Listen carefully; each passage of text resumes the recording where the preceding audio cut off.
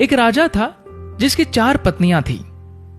वो राजा अपने चारों पत्नियों से प्यार तो करता था, लेकिन चौथी पत्नी को सबसे ज्यादा प्यार करता था। हमेशा उसके लिए कुछ उपहार लाता, उसकी खुशी का पूरा ध्यान रखता, महंगे महंगे तोहफे देते रहता। साम्राज्य में सबसे बेहतरीन चीजें वो उस चौथी पत्नी को दे दिया करता था।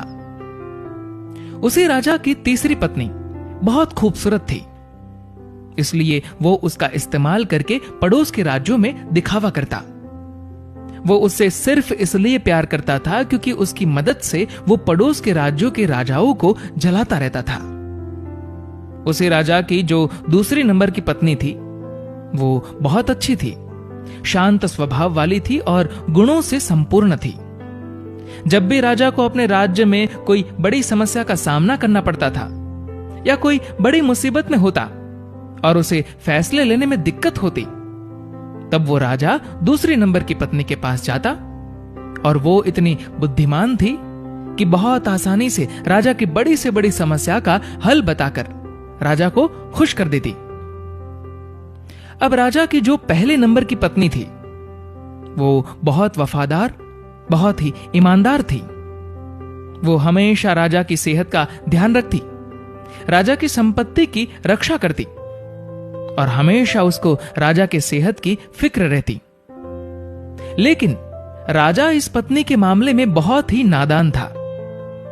राजा इस पहली पत्नी को शायद ही कभी नोटिस भी करता। प्रेम तो बहुत दूर की बात, पूरे दिन में शायद ही एक बार भी इस पत्नी का ध्यान भी आता। एक दिन राजा बीमार पड़ गया, इतना बीमार कि उसे यह एहसास हो गया था कि वो अब हमेशा के लिए इस दुनिया से विदा होने वाला है। उसे भनक लग गई थी कि किसी भी वक्त उसकी मृत्यु हो सकती है। उसके मन में यह ख्याल आया कि अभी जीवित अवस्था में तो उसके पास 4 पत्नियां हैं, लेकिन मरने के बाद तो एकदम अकेला हो जाएगा। उसने अपने चौथे नंबर की पत्नी को बुलाया और पूछा कि मैंने तुम्हें सबसे ज्यादा प्यार दिया, अब मैं मरने वाला हूं, तो क्या तुम मेरे साथ आ सकती हो और मृत्यु के बाद भी मेरे साथ रह सकती हो? चौथी पत्नी बिना एक भी शब्द बोले राजा से दूर चली गई। राजा को उसका यह रूप देखकर बहुत दुख हुआ।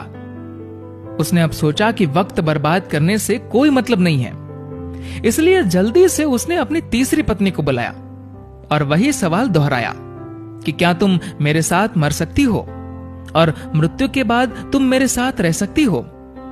तीसरी पत्नी ने भी सीधा मना कर दिया, ये कहकर कि जिंदगी बहुत अच्छी है और तुम्हारे मरने के बाद मैं किसी और से शादी कर लूंगी। जब ये शब्द तीसरी पत्नी से सुने तो राजा का हृदय एकदम से टूट गया। अब बिना देर किए उसने अपनी दूसरी पत्नी को बुलाया और वही सवाल दोहराया। राजा ने सोचा, अभी तक हर समस्या का समाधान इस दूसरी पत्नी ने किया है, तो इसका भी हल उसके पास जरूर होगा। लेकिन राजा को इस बार भी निराशा ही हाथ लगी। इस पत्नी ने कह दिया कि माफ करना, क्योंकि इस बार मैं आपकी कोई मदद नहीं कर सकती। राजा पूरी तरह से टूट गया। फिर बाहर से एक आवाज आई कि मैं तुम्हारे साथ चलूंगी, चाहे तुम जहां भी जाओ मैं साथ दूंगी। राजा ने आंखों में आंसुओं के साथ नजरें उठाई और देखा तो ये पहली पत्नी थी। ये पहली पत्नी बहुत बीमार और दुखी दिख रही थी।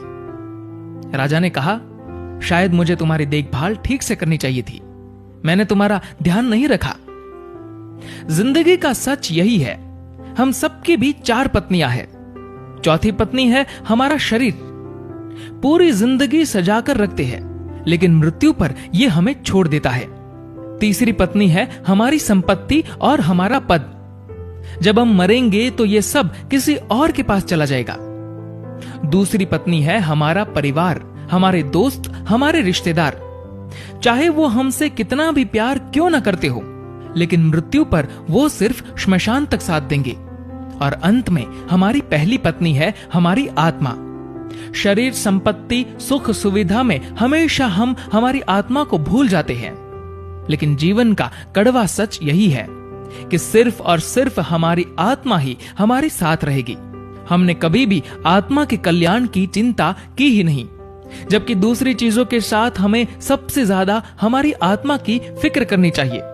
अभी वक्त है, अपने आत्मा के लिए समय निकालिए और आत्मा के कल्याण का प्रयास कीजिए, क्योंकि सिर्फ यही आत्मा है जो हमेशा हमारे साथ रहेगी।